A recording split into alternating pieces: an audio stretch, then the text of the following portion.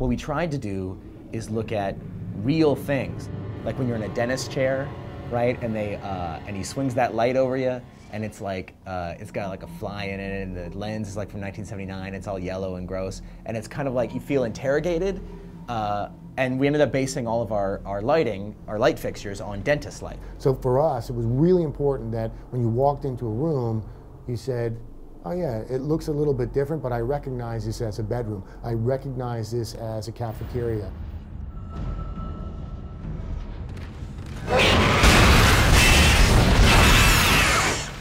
You'd think that it'd be super easy to like make up a spaceship, and in a way it kind of is. But if it's like all fantasy and magic and stuff, people aren't going to believe that this horror stuff is going to happen, and it won't really make them feel scared. It's sort of how we envision the future. You know, it's not going to be the sterile environment. It's really sort of dirty and dank. We wanted it grounded in reality, but we also needed a foundation on which to start the art. And what we chose was Gothic architecture. Now when I say that, people kind of freak out and they start to picture, like I said, like really Gothic, like some 14-year-old drawing on a peachy, right? And he's all emo and you know, and he's all sullen. It's not that at all. You wouldn't even recognize it. It's not a flying church. If you look at the game right now, you might go, where'd you get, where's Gothic, right? But what it did was it started with this rule set. A lot of the world stuff and the forms, you'll see a lot of repeating ribs and open supports and things that sort of evoke human body structure. And that's why Isaac has got, there's a lot of ribbing on Isaac, and there is the ribbing on the ship. You can really see how the gravity works in a Gothic building, and how the weight is distributed and leads to the floor, and it feels very real, like you know how that building is held up. These people had to live on the ship too. So we thought about, you know, where would they sleep, what would they do for fun, how would they grow their food, and I think these are all the different areas that you'll see within the Ishimura. And rather than just as a set for more horror to happen, we actually thought about, okay, well then they grow food here and they package it and move it here, and you'll see advertisements for that food and the drinks, the movies that are playing that week, the ones that are upcoming, and it helps establish what these people cared about and what they were gonna do, and then when you see what happened to them, it's that much more horrific.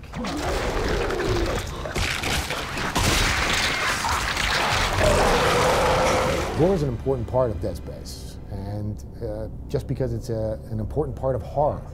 I think we tried to hold back a little. We didn't want it to be sort of cheesy gore, where it's just gore for the sake of gore. You know, we wanted to make sure it was motivated by something. So we use the violence and the gore and the explicitness in extreme moments, like when something big has happened, or there's an important thing that we want you to feel at that moment. That's when it gets ratcheted all the way up. You know, there's kind of two different types of gore, I think, in the game, and one is with the enemies.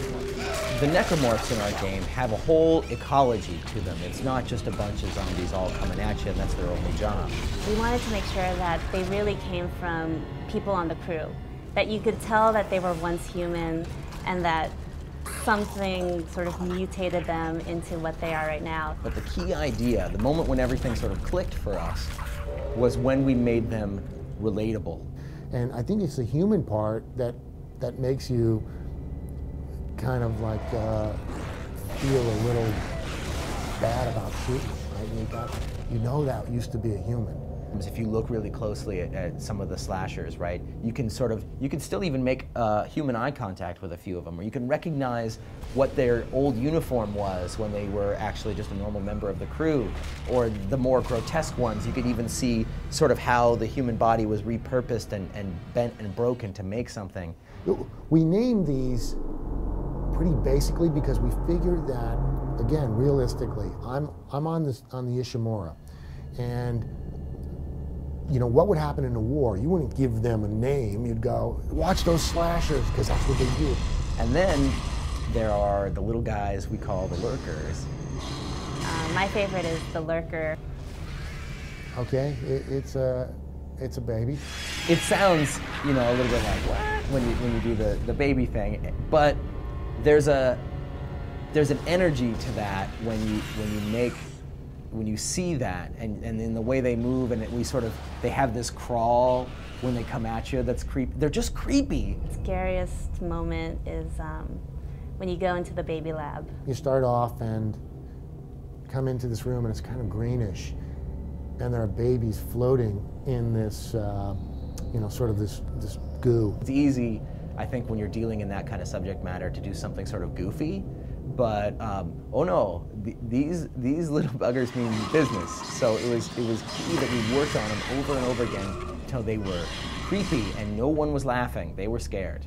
You know, some of the people on the team are like, you're pushing it, and I'm like, yeah, I'm gonna push it. I can safely say I never imagined I was gonna make a game where you drop kick a baby.